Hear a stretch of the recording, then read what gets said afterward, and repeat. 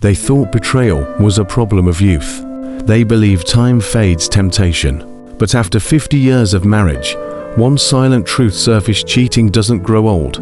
It simply waits. At 76, Walter Grayson thought life had finally slowed down enough to feel safe.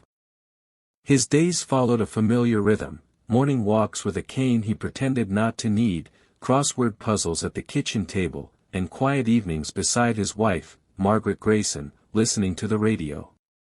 After 50 years of marriage, silence had become their comfort. People in their small Ohio town admired them.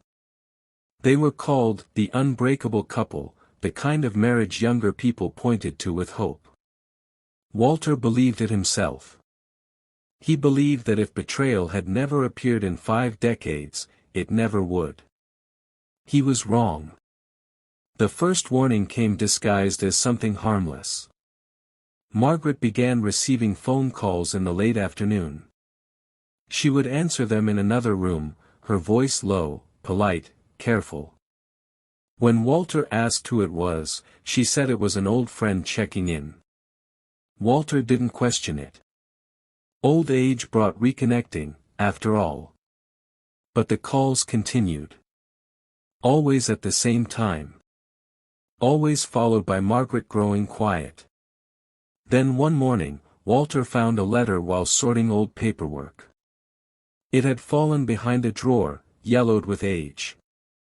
The handwriting was unfamiliar, but the words were clear. "I never stopped thinking about you. Even after all these years." Walter sat down slowly, his hands trembling. The letter was dated 32 years ago. He wanted to believe it meant nothing. But instinct told him otherwise. That evening, he watched Margaret closely. He noticed the way she avoided his eyes, the way she folded her hands tightly when he spoke.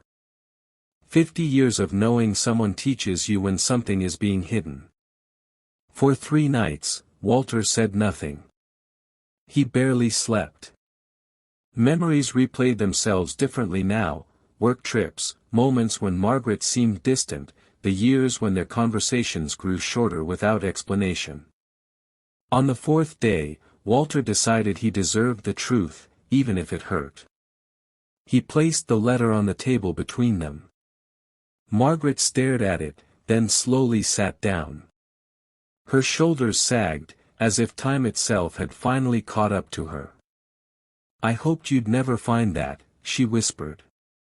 Walter didn't raise his voice. "I hoped I never needed to." Margaret began to cry, not loudly, but deeply, the kind of crying that comes from decades of regret.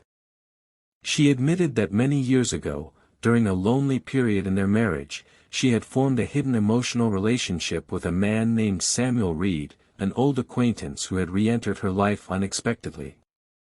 "It never replaced you," she said. "But it became something I was too weak to end."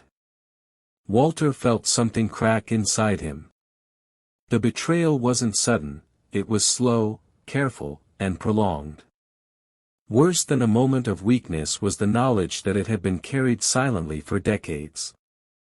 "What hurts most," Walter said quietly, "is that you let me grow old believing a lie." Margaret explained that the contact had ended years ago.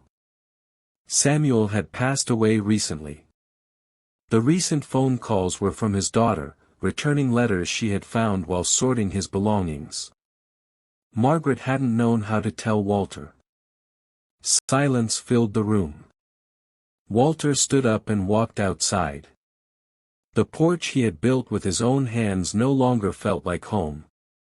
For the first time in his life, he questioned whether everything he believed had been real. In the days that followed, Walter withdrew. He spoke little. Margaret respected his space, understanding that forgiveness couldn't be rushed. Friends noticed the distance. The town, once proud of them, now sensed something had shifted.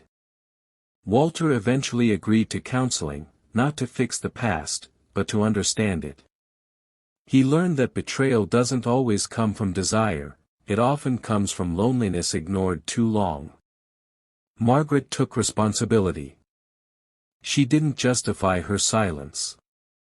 She admitted that fear of losing comfort had kept her quiet, and that choice had poisoned trust. Months passed. Walter realized something painful but honest: love could survive betrayal, but innocence could not. Their marriage would never return to what it was. Instead, it had to become something new, built on truth, not habit. One winter evening, Walter spoke words he had never imagined saying. "I don't know if I can forget," he told Margaret. "But I'm willing to live honestly, even now." Margaret nodded through tears. "That's more than I deserve." They continued, not as the perfect couple the town admired, but as two flawed people choosing transparency over silence. Walter learned that cheating doesn't belong to youth. It belongs to unspoken pain. And when truth waits too long, it still demands payment, even in old age.